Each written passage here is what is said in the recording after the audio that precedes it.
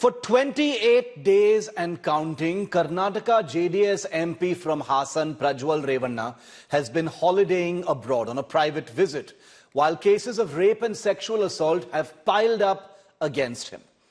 In the wake of a set of lurid videos depicting apparent harassment and abuse, broken first by India Today's Bengaluru team, this Lok Sabha parliamentarian, who is in the running for a re-election from his family bastion, has made a total mockery of Indian law, defying repeated summons and remaining stubbornly abroad all this time.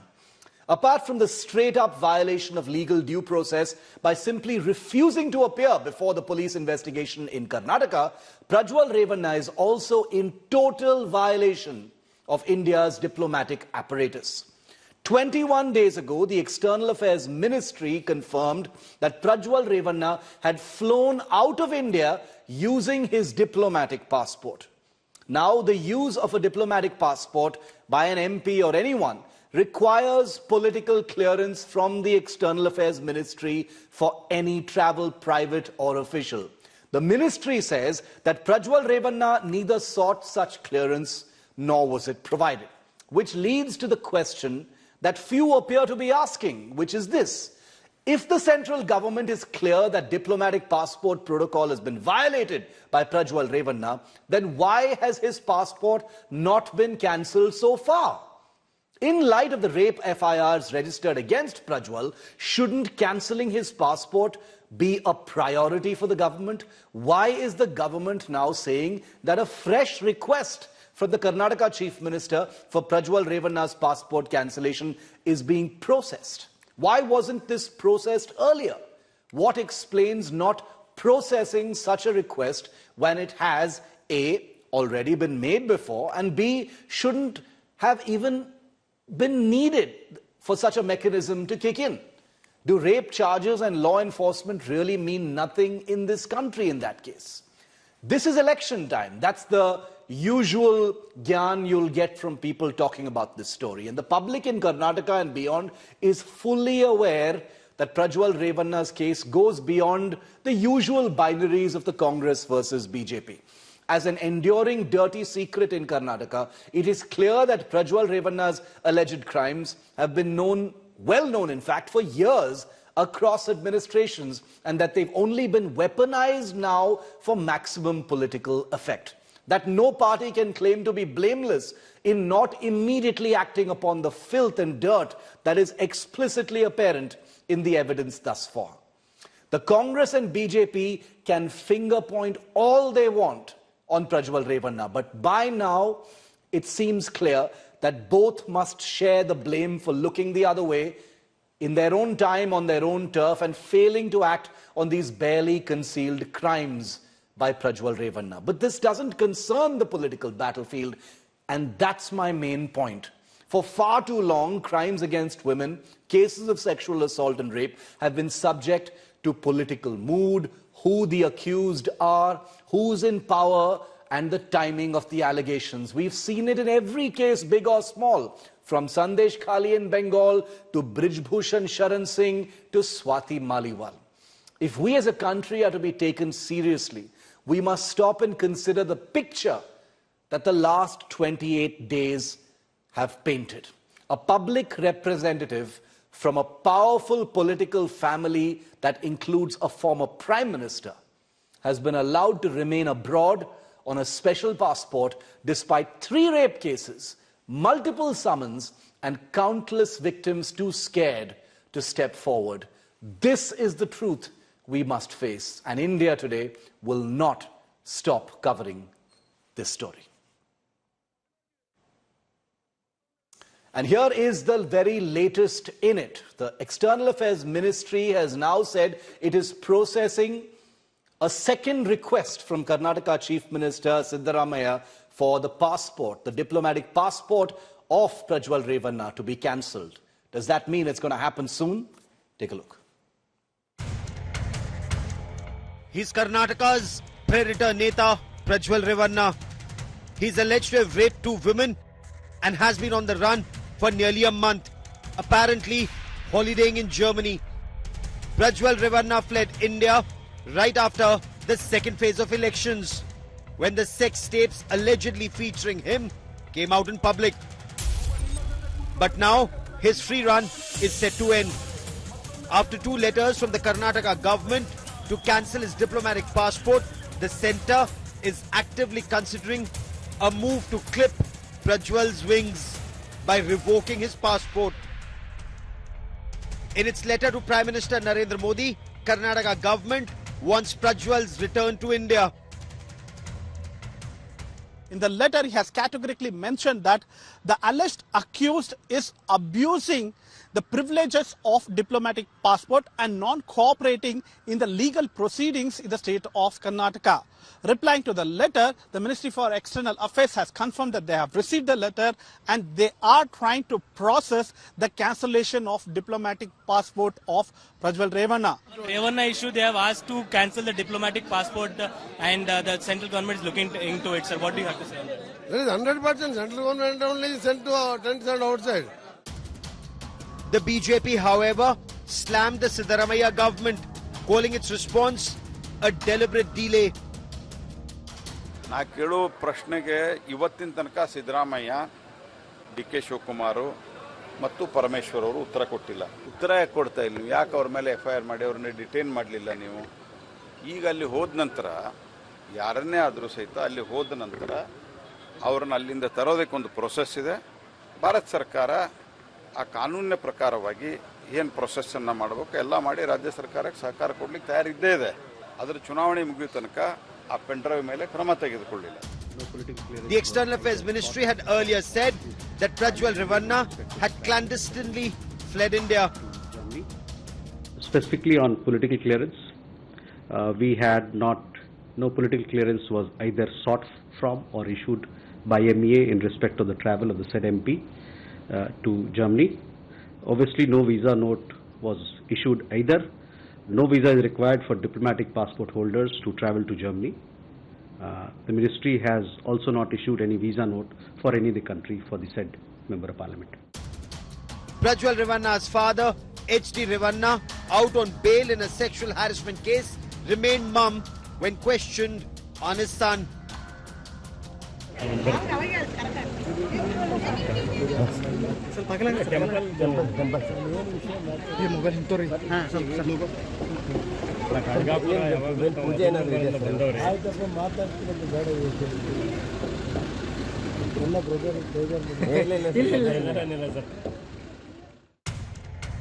Anger and outrage increasing against Prajwal Revanna, who continues to remain overseas despite a blue corner notice and a SIT probe against him. With Sagai Raj in Bengaluru, Bureau Report, India Today.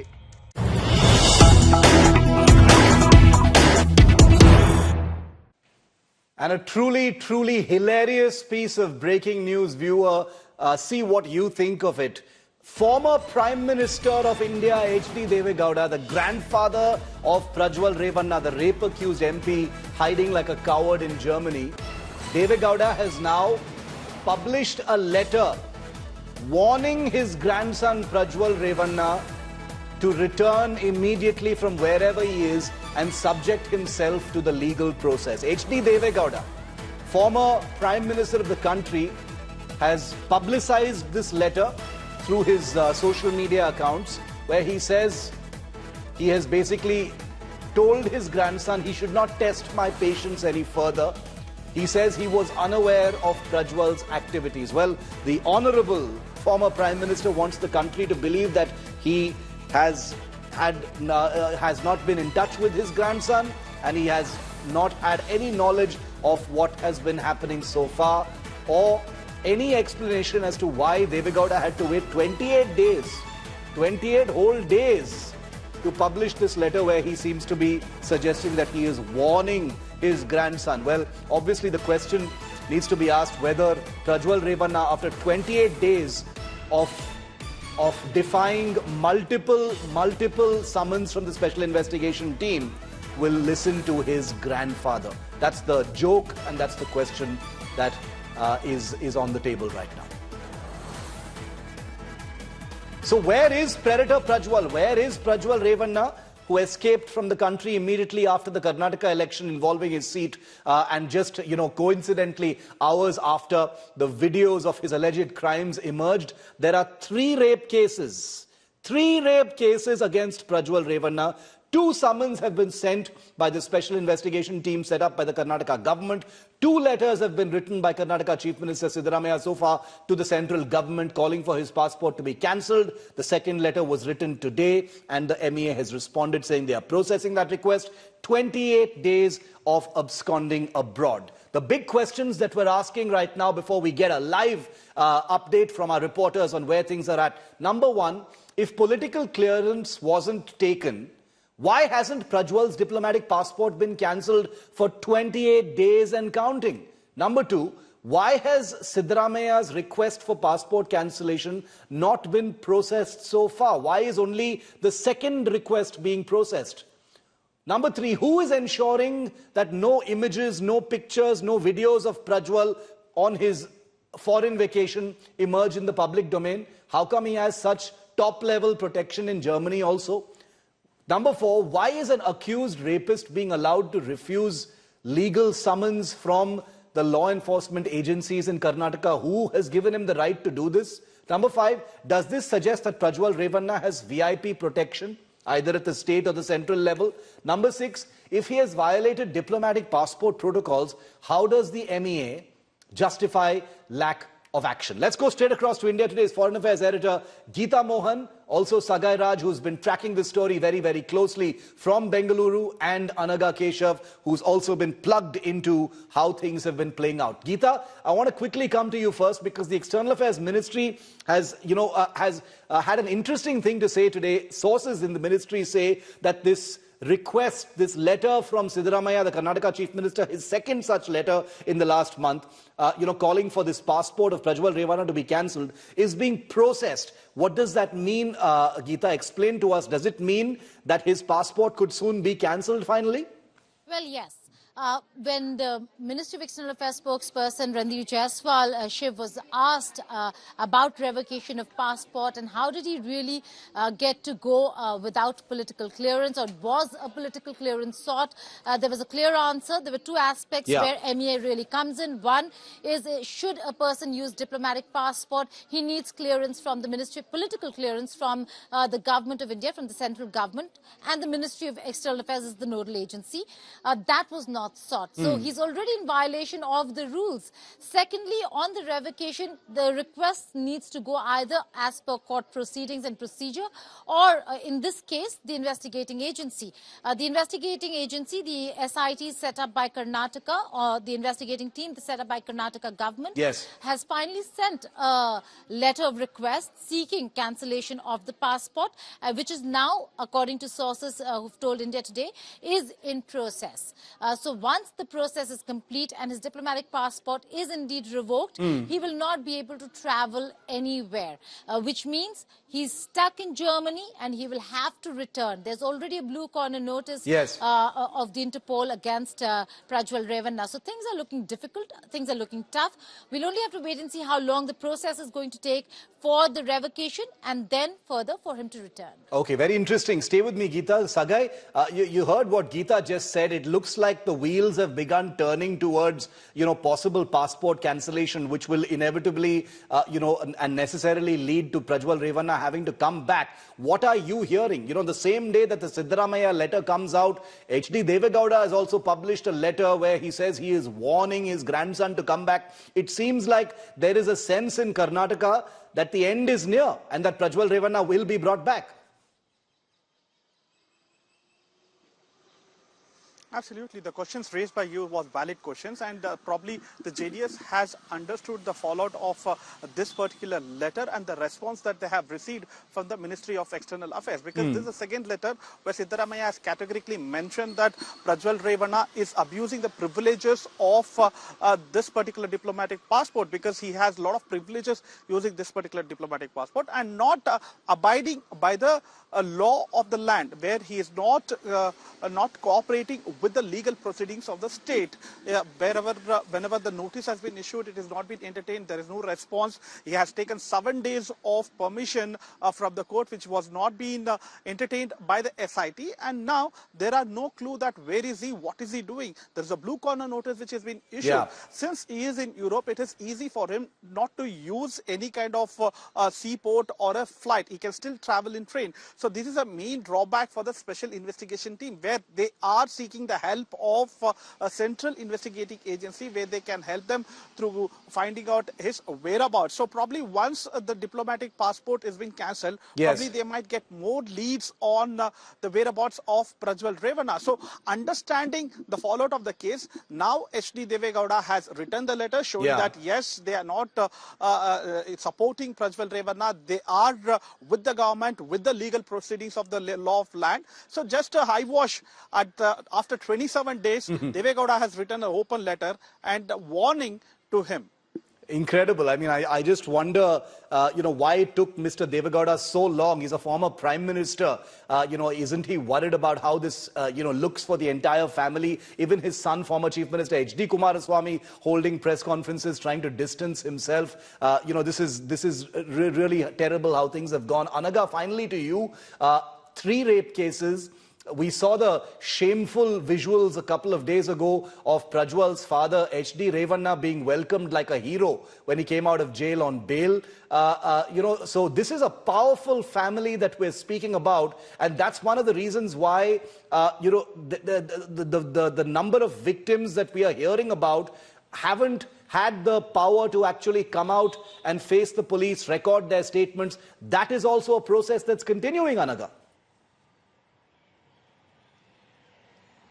Well, that's right, Shiv. It's truly disappointing as to how the grand Gowda clan, the ones who were the most influential and powerful family in Karnataka, has stooped so low to, to the extent that the former Chief Minister, HD Kumaraswamy, had pled in front of Prajwal Revanna so publicly, requesting him to come back and, and save the family's dignity. Even just a few minutes back, his grandfather, senior politician, 91-year-old Deve Gowda, had written a letter openly warning to Prajwal Revanna. He clearly looks distressed, distraught, and visibly devastated, requesting him to come back and face the heat in front of the SIT. If he has any ounce of respect remaining for his grandfather, he has requested his grandson to come back to India and face the heat in front of the SIT and face the charges that are being leveled against him. We need to wait and watch what is going to be the SIT's next course of action. Will they be moving to the CBI and, to issue a red corner notice, or what's going to be the next course of action by the Ministry of External Affairs? Will they go ahead and revoke Prajwal Revanna's diplomatic passport? So that's going to be the next step to watch out for. Red corner notice or his diplomatic passport being cancelled. All right. Anaga, Sagai and Geeta, thanks very much for joining me on this important update. Remember, India Today, the only channel putting the spotlight on this hugely important story. 28 days and counting, and we will continue to report it. We've got breaking news coming in now.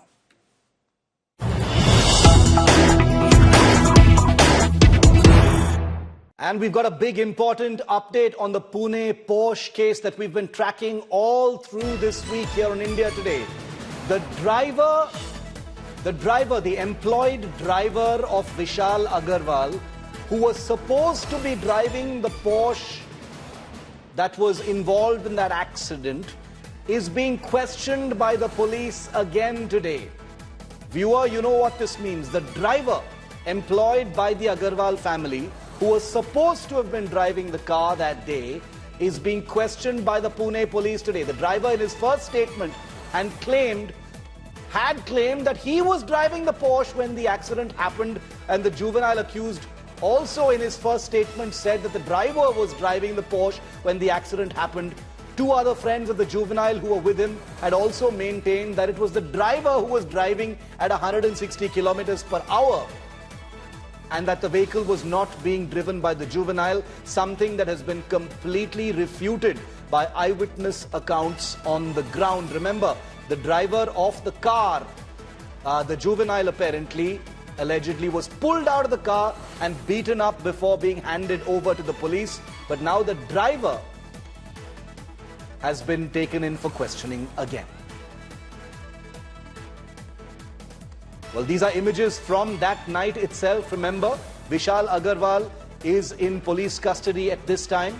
And the minor driver, whose bail was cancelled yesterday and sent to a juvenile observation home, we're yet to confirm if he's been sent to that home or not. Well, now it appears to be that the strategy of the defense is to somehow make it look like it was the driver who was driving. Only a court will decide that, viewer. We are not the hangman or the jury or the judge in this case. But remember, would a driver be driving a car at 160 kilometers per hour? What of the eyewitness accounts? What of all the people who pulled this boy out of the car and thrashed him before handing him over to the police? Let's go straight across to India Today. Is Divyesh Singh joining us live from Mumbai. Divyesh, the driver, the employed driver of the Agarwal family is being questioned right now. Most people, would be very suspicious about this because the images tell a very different story. Well, Shiv, as you pointed out, that the defense is trying all possible tricks so that they could evade law and evade any further action against the juvenile who has been booked, who has been sent to observation home last evening. There are statements given by the two witnesses. The another two in the car where the accident happened. Another statement is of Vishal Agarwal, the father, yes. And the fourth statement is of the driver who was working for the Agarwal family. And all four of them claim that the car was driven by the driver and not the juvenile. This is just a trick to evade any further action, any further stringent action which are being taken by the police in this case. Right now, the driver is being questioned by the Pune crime branch, and meanwhile, grandfather of the juvenile is also being questioned to get further details in this. Okay, Divyesh, appreciate that. Thank you very much for joining us on that. Is there a trick? Could it derail the entire case? What about the testimony of the eyewitnesses who were there, who saw firsthand who was driving the car? This case is far from over, viewer. Justice is nowhere near just yet, and we will continue to track this case very, very closely. The courts will finally decide.